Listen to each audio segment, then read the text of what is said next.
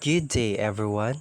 Today, I will be discussing the relevance of the state amid globalization, how globalization affects states, and why the state still remains important in today's interconnected world. So, globalization has changed how countries interact with each other. It affects trade, technology, culture, and even migration. Because of this, the role of the state is often questioned. So, what is globalization? So, globalization characterized by the intensification of cross-border interactions in trade, finance, technology, culture, and migration has profoundly reshaped the global landscape as these forces transcend national boundaries. So, globalization refers to the growing interconnectedness of countries. Nations are now linked through economic activities, communication, technologies, and shared global system. So now, let's move on to our learning objectives. So our objectives is to define and contextualize globalization and its major dimensions. Next is to analyze the impact of the globalization on the sovereignty and function of the state. Next is to evaluate the state's adaptability and continued relevance in managing global and domestic challenges. So, understanding globalization. So, globalization refers to the increasing interconnectedness and interdependence of the world's economic societies, and culture. This process is driven by the technological advancement, liberalization of trade and investment, transnational flows of capital, labor, and information, and global governance institution. So, understanding globalization, it simply defines that globalization is driven by technology, open trade, and the movement of capital, labor, and informations across borders. So, in international institutions like the WTO or the IMF and UN also play a major role. So, ang WTO is World Trade Organization, ang IMF is International Monetary Fund, and UN is a United Nation. So, next is impact of globalization on the state. So, first is challenges to sovereignty. Globalization has eroded some aspect of states' sovereignty. So, first is one major effect of globalization is the challenge to state sovereignty, which is international organizations and multinational corporations can influence national policies, especially in developing countries. So next is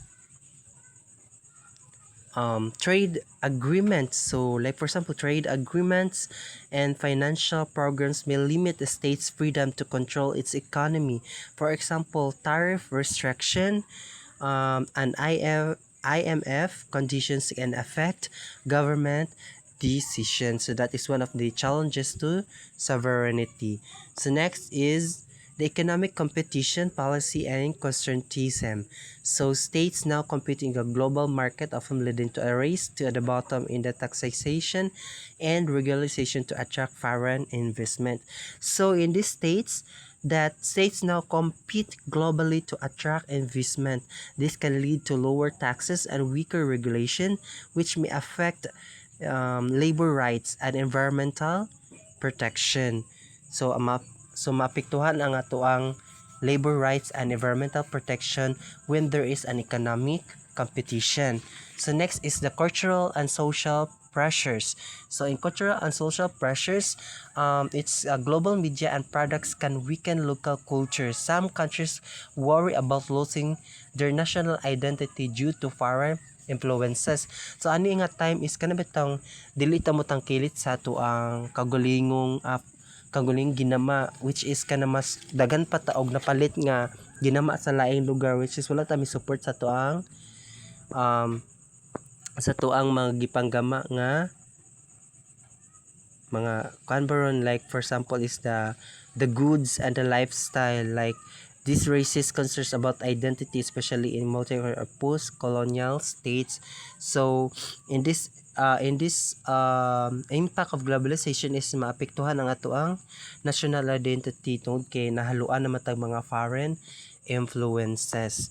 So next is security and transnational threats. So global threats such as terrorism, cybercrime, pandemics, and climate change go beyond borders. So these challenges require cooperation among states. So aning security and transnational threats is magkahiusa ang tanan in order to fight the global threats such as terrorism, cybercrime, pandemics, and climate change.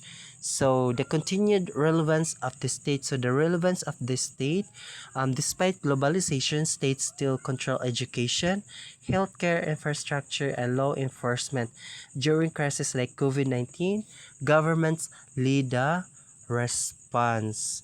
Next is regulations of global actors. States regulate multinational corporations, protect workers, and manage financial system.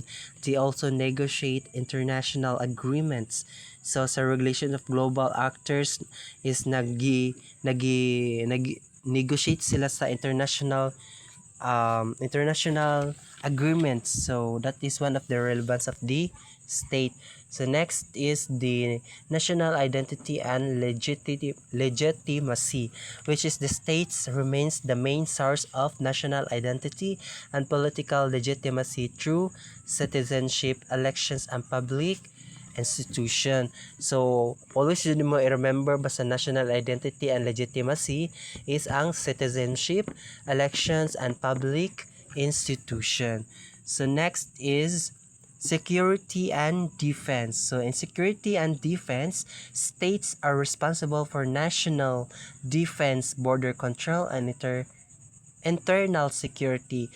These responsibilities cannot be replaced by global institution. So ang states yun ang responsible sa national defense, mga border control, no? And it cannot be replaced by global institution. So next is the adaptation and resilience.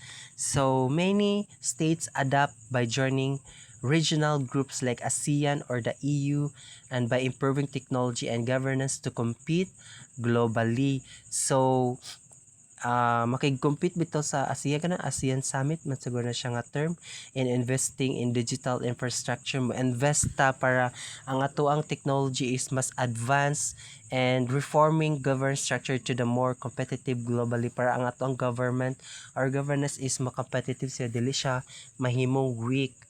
The next is case studies, which is the China exemplifies how a strong state can harness globalization for national development. So China shows that how strong state can benefit from globalization while maintaining control over its political and economic system. So as we know that China is one of the successful and very competitive country, no? So China is it's attracted for investment kanang daghan bitaw kuan nila makipag-negotiate, daghan mo invest sa ilaha, and while maintaining sa political control and promoting its own model globally. So kasagaran ba sa tuang mga products nga pinalit no kay mga gikan sa China. So mao na siya, no? Then next is the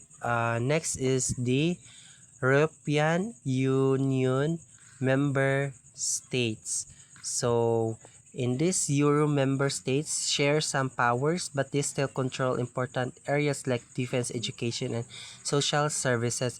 So ang ilaha is na sila power, but they still control important areas like pang defense, education, and social services. So next is the African nations. So in African nations, states face challenges but also opportunities in globalization. Their experiences show that globalization affects countries differently. So lahi-lahi jud no og anang effect ang globalization kay in other countries that are improving.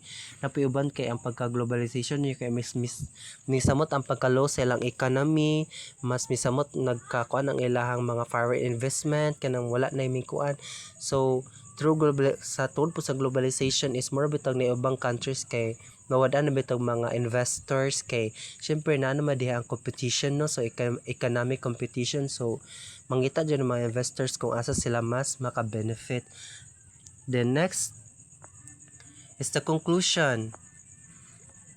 So I will just sum up about the conclusion. So the conclusion says that globalization has changed how states operate, but it has not made them irrelevant. Instead, the role of the state has evolved. So ang the role of the state has can may evolve siya og taman. And then the states are not just affected by globalization, they help shape it. A strong and adaptable state is key to success in globalized world.